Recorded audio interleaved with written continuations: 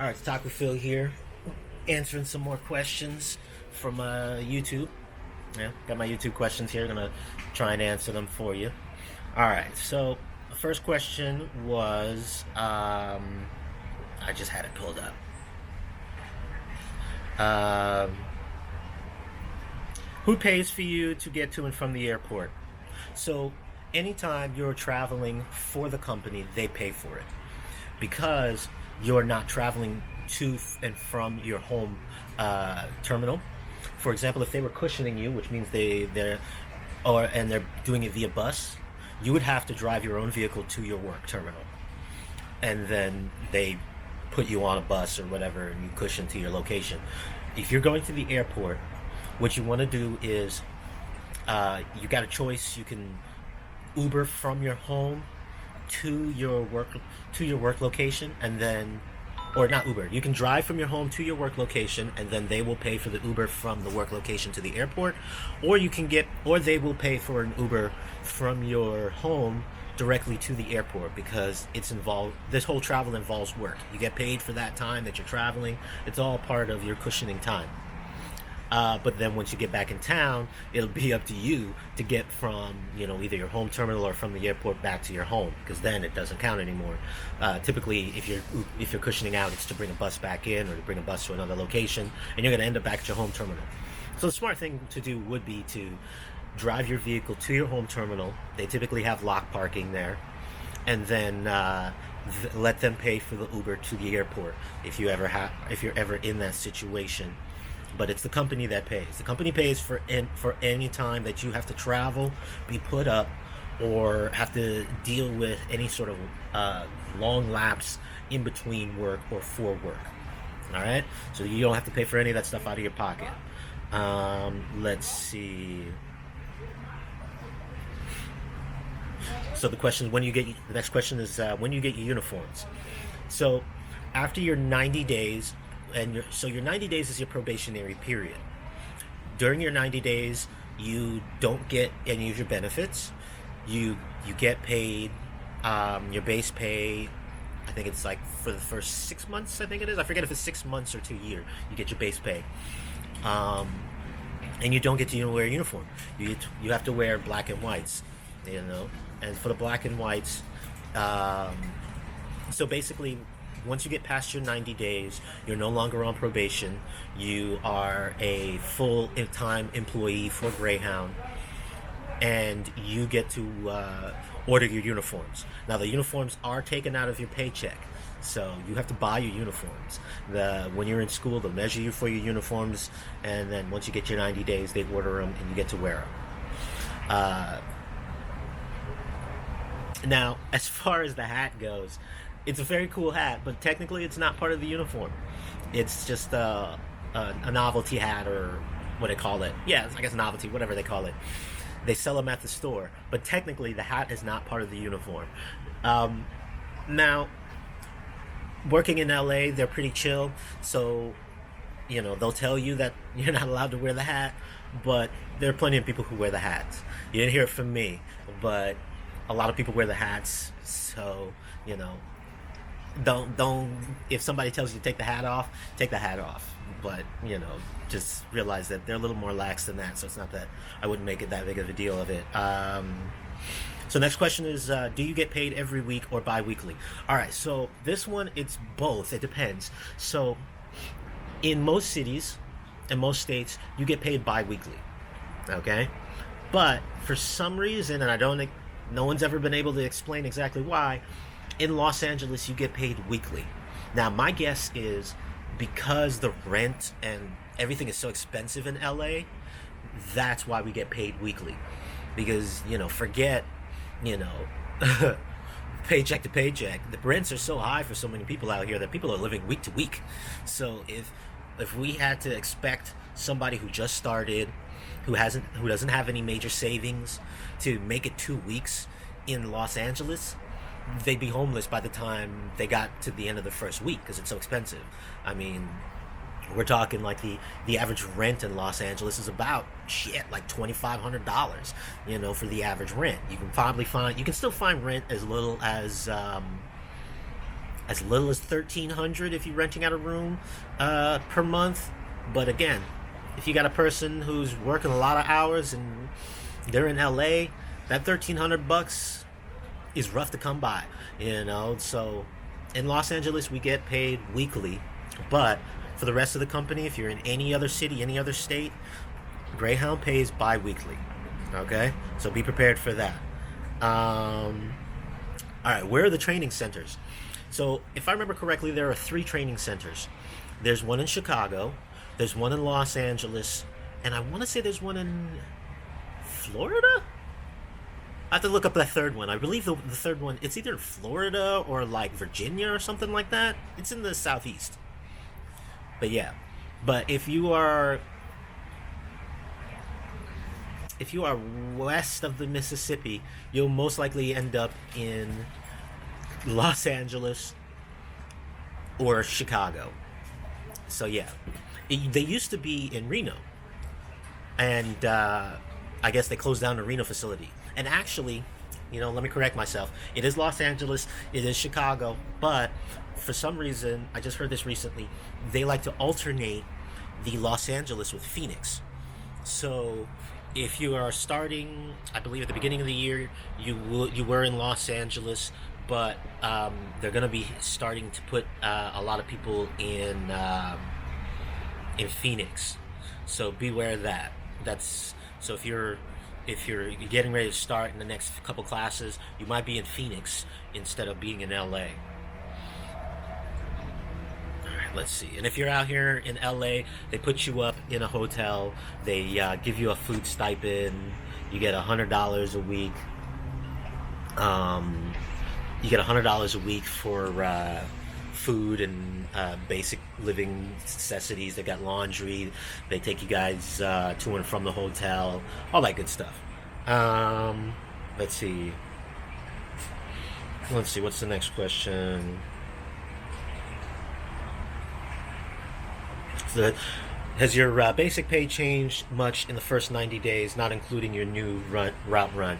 So no, during your 90 days, you still get base pay. So for me, the base pay was $20.40, and it stays like that. You do get adjustments and stuff like that for delays. You get adjustments for different runs and times and lapses and all that good stuff. But your base pay, if I remember correctly, doesn't change until you get to your 6-month point. So if I remember correctly, it typically takes 5 years to get from base pay up to top pay. So right now, base pay is $20.40, and top pay, I believe, is $27 or $27.50. So if I remember correctly, I believe it is every 6 months to a year is when your pay changes. So when you're in your 90, you do not get a change in your base pay. And then so somebody was talking about how they do they're a school bus driver, and they do was it 120 or 200 miles a day? Yeah. Now let me clarify. When I said 300 miles, so your run is going to determine, you know, how many miles. The least amount of miles I've done was like 70 miles. That's the Palmdale run. But the most amount of miles I've done was 540 miles. That was the most miles I've done. What I was getting at is, on average, your stops are going to be spaced out anywhere between an hour to 3 hours. So if you can sit in that seat, drive for about 3 hours, and then take a 10-minute break, 10 to 15-minute break, and then drive for another 3 hours, that's going to be your average day right there. You know, typically most stops, like if you're doing in LA and you're going from LA to San Francisco, you know, the first few stops are literally within an hour of each other, and then you have, once you leave San Fernando and you go to Avenal, which is the rest break, it's like 2.5 hours to 3 hours. So you have to be prepared to sit on your butt for about 3 hours, get a 10-minute break, and then sit on your butt again for about another 2 to 3 hours. That's our typical sitting on our butt day. Let's see. Do they reimburse you for flying out? Ergo Texas. All right, no. So they don't reimburse you. What it is when you go somewhere, whether it's flying, riding on a bus, they call it cushioning. So if you have to cushion anywhere, they pay you a portion of your rate to cushion. Now, if in our union guide they tell you what the percentage is of your pay. If I remember correctly, cushioning pays you about 50%.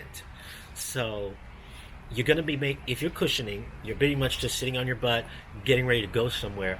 On average, I think they pay you about like $10 an hour while you're cushioning.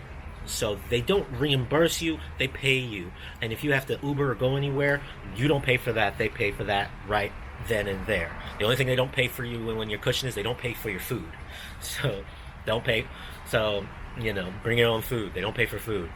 Also, if for any reason I've been tempted to upgrade my ticket so that I got, better boarding or, better seating, don't do it unless you really want to, because that's coming out of your own pocket. They won't pay for the upgrade. They pay for just the basic ticket. So yeah, you don't get reimbursed. You get paid for that time. It's just like being a normal run. All right, let's see what's the next question. All right, so this is a fun one. One of the questions was, now that my 90 days are over, do my eating habits and my quality of life change? Okay, look.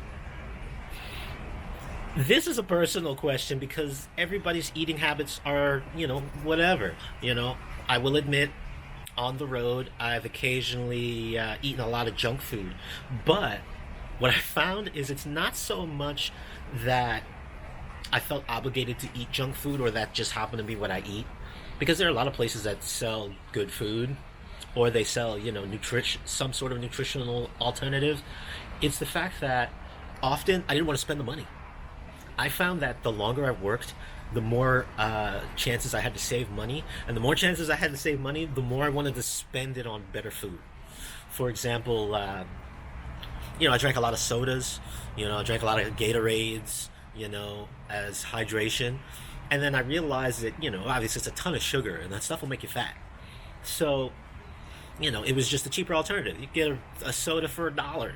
And then as I started realizing that I had money in my account, I start moving to, more expensive fruit juices. Now I drink more fruit juices. If I am going to drink Gatorade, I now buy the low sugar Gatorade, or I'll buy the Powerade that has a lot less sugar. Instead of stuffing my face with a lot of candy, what I'll do is I'll drink Green Machines, and Green Machines can be expensive. Green Machine could be like $3-4. So now I spend a little more money on healthier food, instead of taking a bunch of candy bars and stuff. Now I get like Nutri-Grain bars, the oatmeal bars. I'll take apples. So now that I have more money to spend and I'm a little more stable in my life, now is the time that I'm gonna start, buying things and spending my money because I'm a regular run driver, and as long as I just stay out of trouble, I keep my license clean, I keep any criminal stuff clean. All I gotta do is just drive that bus. I gotta drive it at the same time every day, so I can save my money. I can spend it on things that I want to. I can start planning. This is the time, I want to start doing my flight lessons and stuff like that. It's always been my dream to get a pilot's license. So, me personally, it just makes sense to just start spending a little more money on healthier alternatives. Are there individuals who eat junk all the time? Yeah, of course there is. I ate junk for a good minute because it was just cheap and easy. It's like it's better to snack on a bag of peanuts, but a bag of peanuts can be $3-4 when a bag of freaking hot tamales or Skittles could just be $1. So you're gonna grab that Skittles. But I think me personally, my eating habits have gotten better. I've lost a little bit of weight. I could definitely see for a minute my belly was getting a lot bigger, and I start walking more, I start getting out. But it's a personal thing for me. Are your habits going to change? Obviously, your habits are definitely going to change. It's going to be harder to get a good salad on the road. You're going to be eating a lot of hot dogs and fried food because that's what most places serve. They either got fried food, candy, soda. That's what you're going to get. Or if they do have a full menu, it's going to be like burgers and fries. But you have alternatives, The terminals always have alternatives. Like I like the string cheeses. They're pretty good. I'll get like one or two string cheese to eat instead of a bag of candy. They sell apples, they sell bananas, they sell healthy sandwiches with no preservatives and all that good stuff. So that's that's my whole thing as far as my eating habits. They're definitely gotten better the more money I've had and the more opportunity I've had to sit down and uh, negotiate what I want to eat. You know, and it can be expensive, but it's totally worth it. So yeah.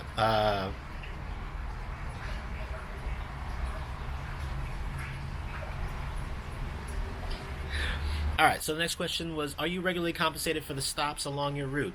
So, as far as your run goes, it is calculated before you go. So, uh, whether it takes you 10 hours to do your run, or maybe you get there early and it takes you 9 hours, if the run is calculated to be at this certain amount of time, let's say it takes 8 hours, more realistic, it takes 8 hours to do that complete run, you will be what they call guaranteed the certain amount. So if you get there early, you still get paid for 8 hours. If you get there late and it's out of your control, let's say there's traffic or something happens, then you actually have to call into payroll and have them adjust it. Otherwise, you will get paid for just those 8 hours that it's expected to do that run.